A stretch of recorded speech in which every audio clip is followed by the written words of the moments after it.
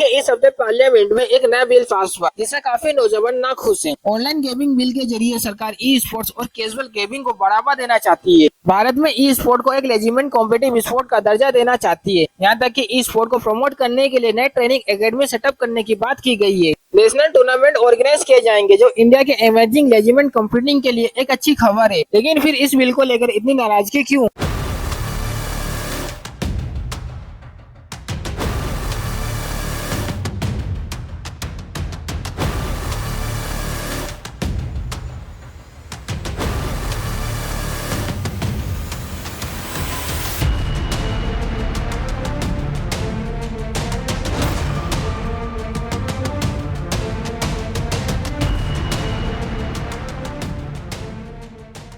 देखिए e sports और casual gaming को प्रमोट करने के अलावा यह online gaming bill real money games पर पूरी तरीके से पाबंद लगा देता है। मतलब ऐसे गेम्स जिसमें आपको जीतने पर पैसे मिल सकते हैं या पैसे मिलने के चांस होते हैं, जैसे fantasy sports, rummy, poker, online betting जैसे तमाम चीजों पर। और अब इंडिया में ये सारी चीजें अलाउ नहीं होगी। और इतना ही नहीं, इस बिल में ऐसे रियल मनी गेम्स के प्रमोशन और एडवर्टाइजमेंट तक पर भारी पेनल्टी और पनिशमेंट लगाई गई है। सरल भाषा में बोलूँ तो ड्रीम 11, माई 11 सर्कल, रमी, पोकर अब सब बंद हो जाएंगे। एक पूरी की पूरी 2 लाख करोड़ की इंडस्ट्री पर सरकार ने एक झटके में ताला लगा दिया है। The sheer suddenness of the move, the unexpected nature of the move, the unpredictability of the move. Bill को इंट्रोड्यूस करते हुए आईटी मिनिस्टर अश्विनी वैष्णव ने पार्लियामेंट में बताया कि इस गेम की वजह से देश भर में डेट क्राइसिस, एडिक्शन और सुसाइड तेजी से बढ़ रहे हैं। यह स्वीपिंग बैन इसी चीज को रोकने के लिए लगाया गया है। साथ ही इसमें कुछ एप्स की टेरर फंडिंग लिंक भी सामने आई है, जिसके बाद यह नेशनल सिक्योरिटी का मुद्दा बन गया है।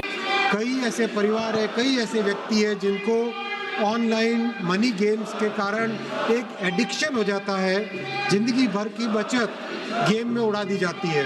मनी लॉन्ड्रिंग हो रही है, टेरर सपोर्ट हो रहा है। हमारे देश में गेमिंग एडिक्शन एक असली मुद्दा है और इसे कोई मना नहीं कर सकता। लेकिन रियल मनी गेमिंग इंडस्ट्री का कहना है कि इस कानून को लाने से पहले उन्हें कंसल्ट तक नहीं किया गया। इस स्वीपिंग बैन के लिए इंडस्ट्री बिल्कुल भी तैयार नहीं थी और अब इसका नतीजा यह होगा कि इस इंडस्ट्री से जुड़े लगभग 2 लाख लोगों से ज्यादा उनकी नौकरियां अब खतरे में आ गई है। देखिए सरकार को भी 20 से 30 हजार करोड़ का रेवेन्यू का लॉस हो सकता है। मध्यम वर्गीय परिवारों के बारे में और इंडस्ट्री के एक सेगमेंट के बारे में, जब समाज के बारे में और सरकार के रेवेन्यू के बारे में चिंता करनी होती है। और इस बिल में भी प्राथमिकता दी गई है समाज के कल्याण को, और समाज में जो बहुत एक बड़ी बुराई आ रही है उससे बचने के लिए ये बिल लाया गया। लेकिन यह मुद्दा इतना आसान नहीं है कि एक प्रॉब्लम थी जिसको आपने बैन कर दिया। तो आज के इस वीडियो में समझेंगे कि इस रियल मनी गेम्स के मेनिस्को को कितनी बड़ी प्रॉब्लम बन चुकी है हमारे देश में, और क्यों सरकार इस सनराइज सेक्टर, इस उभरते हुए सेक्टर पर एकदम से ताला लगाने को मजबूर हो गई। क्या एक ब्लैंकेट बैन ही बेस्ट ऑप्शन था सरकार के पास, या कोई रेगुलेटरी मेजर भी लगाया जा सकता था जैसे टेबेको और अल्कोहल के साथ होता है?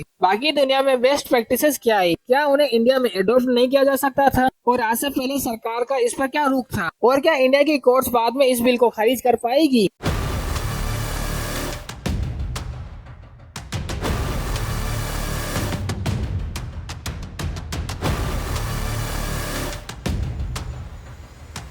देखिए 19 अगस्त को मोदी कैबिनेट ने promotion and regulation of online gaming bill 2025 को मंजूरी दे दी। अगले ही दिन यह बिल लोकसभा में इंट्रोड्यूस हो गया और पारित भी हो गया। फिर उसके एक दिन बाद यानी 21 अगस्त को यह बिल राज्यसभा में लाया गया और इंट्रोड्यूस होने के सिर्फ आधे घंटे के अंदर अंदर बिल पारित भी हो गया। अब बस प्रेसिडेंशियल एसेट की देरी है और उसके बाद यह बिल कानून बन जाएगा। देखिए इस नए कानून से सरकार 3 मेन ऑब्जेक्टिव्स को अचीव करना चाहती है। पहला नंबर, पॉजिटिव गेमिंग को इनकरेज करना, जैसे ई स्पोर्ट्स और सेफ सोशल या एजुकेशन गेम्स को प्रमोट करना। नंबर 2, इस बिल में ई स्पोर्ट्स को डिफाइन किया गया है as such competitive skill based game जो वर्चुअल एरिनास में खेले जाते हैं, रिकॉग्नाइज्ड रूल्स और स्टैंडर्ड के साथ, जैसे call of duty, free fire जैसे गेम्स। अब गवर्नमेंट इन ई स्पोर्ट्स के लिए एक अलग से टूर्नामेंट और कॉम्पिटिटिव इवेंट भी ऑर्गेनाइज कराएगी। इसके लिए अब एक नई नेशनल ई स्पोर्ट्स अथॉरिटी बनाई जाएगी जो इस इंडस्ट्री को रेगुलेट, प्रमोट और ओवरसीज करेगी। सरकार प्रमोट करना चाहती है ई स्पोर्ट्स को, ऑनलाइन सोशल गेमिंग को। उसके लिए अथॉरिटी बनाएंगे गेम मेकर्स को सहायता देंगे, स्कीम करेंगे। नंबर 3, इस बिल का बड़ा ऑब्जेक्टिव रिस्की मनी गेम्स को बैन करना, जैसे ऑनलाइन गैम्बलिंग, बेटिंग और रियल मनी गेम्स जो प्लेयर को एडिक्शन या फाइनेंशियल लॉस में धकेल सकता है, और इसे रोकना है। और इसी के साथ साथ यूजर्स को स्पेशली यूथ को फ्रॉड, मनी लॉन्ड्रिंग और ऑनलाइन गैम्बलिंग के रिस्क से बचाना है। इस नए कानून के साथ इंडिया में मनी बेस्ड ऑनलाइन गेम पर अब तक के सबसे कड़े रेस्ट्रिक्शन लगा दिए गए हैं। और यह लॉ न सिर्फ ऐसे मनी गेम्स को बैन करता है, बल्कि कंपनीज, प्रमोटर्स और इंडिविजुअल के लिए एक कठोर सजा और फाइन लागू करता है। अगर कोई ऑनलाइन मनी गेम्स को ऑफर करता है तो उसे 3 साल की जेल या 1 करोड़ का फाइन या दोनों हो सकता है। और फिर जो लोग बैन गेम्स या एड्स बनाते हैं या उन्हें इंट्रोड्यूस करते हैं, जैसे celebrities, influencer and so on, उन्हें 2 साल का जेल या 50 लाख तक का फाइन देना पड़ेगा, ये दोनों। नंबर 3, बैंक्स को भी मना कर दिया गया है कि ऐसे गेमिंग प्लेटफॉर्म के ट्रांजेक्शन को अलाउ ना करे। और अब अगर कोई अनऑथराइज्ड ट्रांजेक्शन करता है तो उसे 3 साल की जेल या 1 करोड़ का फाइन भी देना, या दोनों हो सकता है। साथ ही इन ऑफिसर्स को कॉन्ग्रेजेबल और नॉन अवेलेबल की कैटेगरी में डाला गया है। मतलब पुलिस बिना अप्रूवल के केस रजिस्टर कर सकती है, एसेट सीज कर सकती है, अरेस्ट कर सकती है, और बेल इजीली आपको नहीं मिलेगी। अब ये सुनने में तो काफी पॉजिटिव स्टेप लगता है, तो फिर इतना हल्ला क्यों हो रहा है? देखिए, इंडिया में रियल मनी गेमिंग सेक्टर कोई सिगरेट जैसी छोटी इंडस्ट्री नहीं है जिसे एक झटके में बैन कर दिया और कोई खास इम्पैक्ट भी ना पड़ा। देखिए, बीते कई सालों से ये इंडस्ट्री तेजी से ग्रो और एक्सपांड कर रही है। देखिए, आज आईपीएल हो या फिर टीम इंडिया स्पॉन्सरशिप की बात हो, या रियल मनी गेमिंग इंडस्ट्री से ही हो रहा है।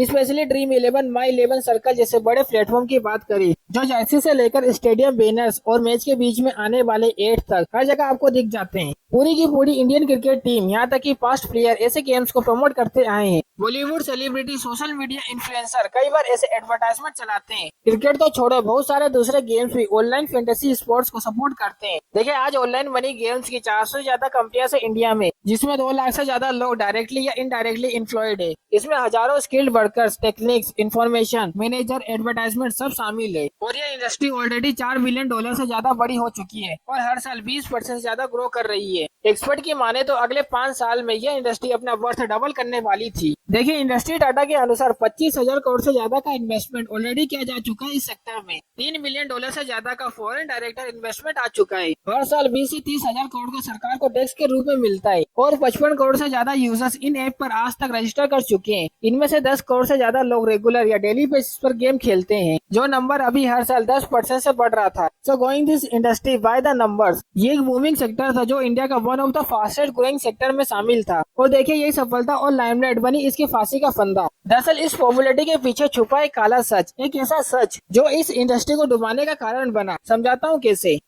देखिए, इंडिया में आज 20 करोड़ से ज्यादा डीमेट अकाउंट आपको मिलेंगे, यानी ऑलमोस्ट 20 करोड़ लोग किसी न किसी रूप में स्टॉक मार्केट से जुड़े, चाहे वो ट्रेडिंग कर रहे हो, लॉन्ग टर्म इन्वेस्ट कर रहे हो। लेकिन भारत के सिर्फ एक लीडिंग फैंटेसी गेमिंग प्लेटफॉर्म का दावा है कि उनके पास 23 करोड़ से ज्यादा यूजर्स है। मतलब स्टॉक मार्केट निवेश करने वाले लोगों से ज्यादा लोग जल्दी पैसा कमाने के लालच में गेम्स खेल रहे हैं। देखिए, लोग इन गेम्स को गेम्स की तरह नहीं बल्कि इन्वेस्टमेंट और रिटर्न का जरिया बनाकर खेल रहे हैं। और ऐसे लोगों में एडिक्शन, फाइनेंशियल स्ट्रेस और सुसाइड करने के जो इंटेंशन होते हैं, ये बढ़ रहे हैं। और ये थ्योरी में नहीं बल्कि असली नंबर में। ऑनलाइन मनी गेम्स के कारण एक एडिक्शन हो जाता है, जिंदगी भर की बचत गेम में उड़ा दी जाती है।